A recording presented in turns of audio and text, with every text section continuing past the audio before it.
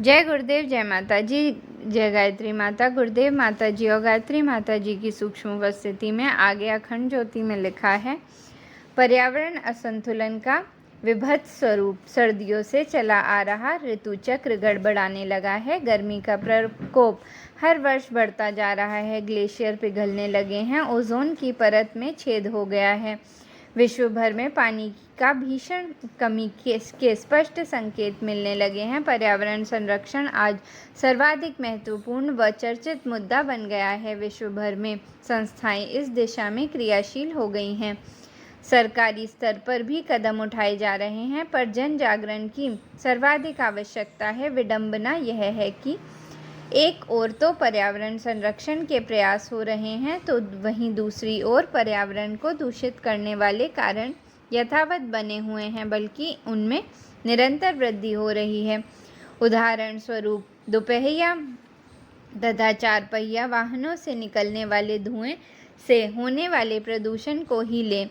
एक ओर सल्फर रहित पेट्रोल और तथा सीएनजी के प्रयोग पर जोर दिया जा रहा है, तो दूसरी ओर वाहनों की संख्या में दिनों दिन अंधाधुंध वृद्धि हो रही है। इस समस्या ने जितना विकराल रूप धारण कर लिया है, उसके अनुपात में समाधान की गति एवं उत्साह नगण्य ही कहे जा सकते हैं। पर्यावरण संरक्षण के महायज्ञ में जन जन की सहभागिता परम आवश्यक है, और यह सहभागिता जुटाने में प्रिंट एवं दृश्य श्रव्य माध्यमों का सर्वाधिक महत्वपूर्ण योगदान हो सकता है। आवश्यक है कि बच्चों से लेकर बूढ़ों एवं महिलाओं तक हर एक व्यक्ति के मन मस्तिष्क में पर्यावरण प्रदूषण की भयावहता, उसके गंभीर परिणाम तथा पर्यावरण संरक्षण में उसके अपने योगदान का सुस्पष्ट चित्र अंकित हो जाए।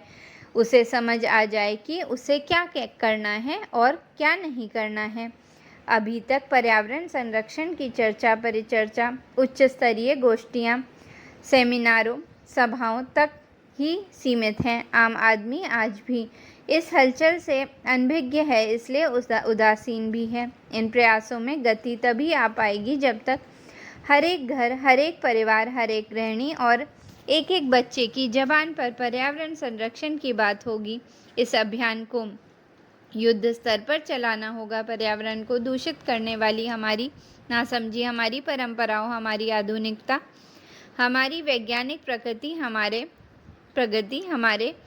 स्वार्थगत लोभ, हमारे नेताओं को वोट की भूख, सभी का मिला जुला योगदान है। झुग्गी झोपड़ियों की बसावट, यहाँ वहाँ जहाँ तहाँ गंदी बस्तियों का कुकरमुत्तों की भांति उगते जाना वर्षों से एक आम बात हो गई है। जहाँ सामान्य नागरिक सुविधाओं का नामो निशान तक नहीं होता,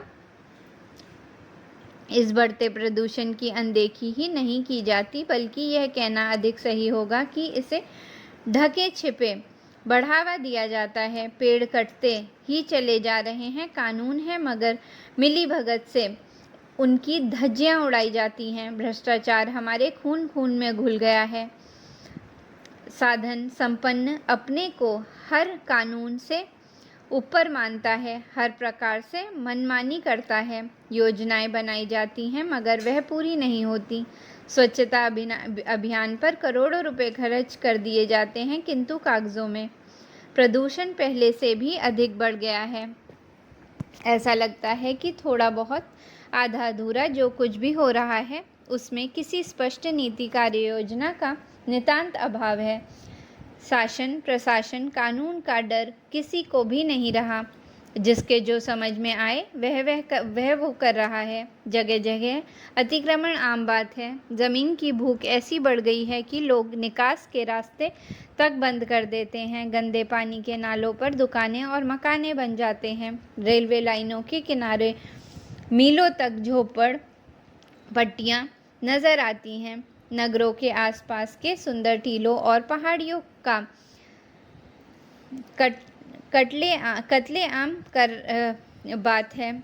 वहाँ पत्थरों को तोड़ तोड़ कर झुग्गी झोपड़ियाँ बसाई जा रही हैं। प्राकृतिक संपदा का जैसे कोई वारिस ही नहीं रहा।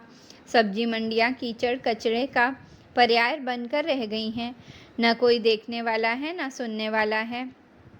एवरेस्ट शिखर तक पर पर्वतारोही दल टनों कचरा छोड़ आते हैं। अस्पतालों, नर्सिंग होम का जैविक कचरा खुले में डाल देता है। पढ़ने वाले बच्चों, बीमारों, वृद्धों की असुविधा का किसी को ध्यान नहीं। मोटरसाइकिलों, स्कूटरों से एग्जॉस्ट हटाकर भयंकर शोर करते हुए सड़कों पर दौड़ाया जाता है। गाड़ियों में लगे प्रेशर हॉर्न ऑन आने जाने वाले के कानों को बहरा करते चलते हैं। साइलेंस जोन अभी भी है, किंतु उपेक्षित। घर घर में बोरवेल खुदवाए जा रहे हैं, जिससे ज़मीन के नीचे का जल स्तर निरंतर गिरता जा रहा है। पशु पक्षी तेजी से लुप्त होते जा रहे हैं। गिद्धों की अचानक घटती संख्या आजकल चर्चा का विषय बनी हुई है। नदियों और समुद्र में बढ़ते प्रदूषण के कारण जल जंतुओं का निरंतर ह्रास हो रहा है। करोड़ों वर्षों में प्रकृति ने जो सृजन किया था, वह हम कुछ ही वर्षों में मिटाने पर तुले हैं। विज्ञान और प्रकृति में बजाय सामंजस्य के एक होड़ लगी है। प्लास्टिक की थैलियों ने तो कहर ही ढा रखा है।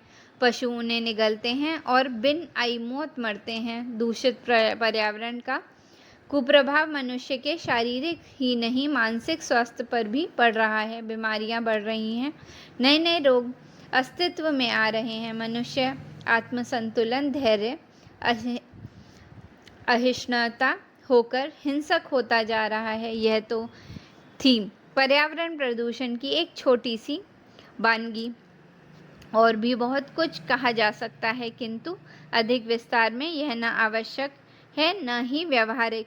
अब समय कहने सुनने का नहीं, वास्तव में कुछ करने का है। हर व्यक्ति इस संदर्भ में अपनी प्राथमिकताएं खुद ही निश्चित कर ले और उन्हें कार्य रूप में परिणत करने में जुट जाए। समस्याएं हमारे सामने हैं। अपनी परिधि के अंदर, अपनी क्षमता के अनुरूप, अपनी सामर्थ्य के अनुसार हम में से हर एक को अपना अपना कर्तव्य स्वयं निश्चित करना है और उसे अमल में लाना है। पर्यावरण संरक्षण के लिए जन भागीदारी एवं जिम्मेदारी अभियान चलाकर इस समस्या से निजात पाई जा सकती है। जय गुरुदेव।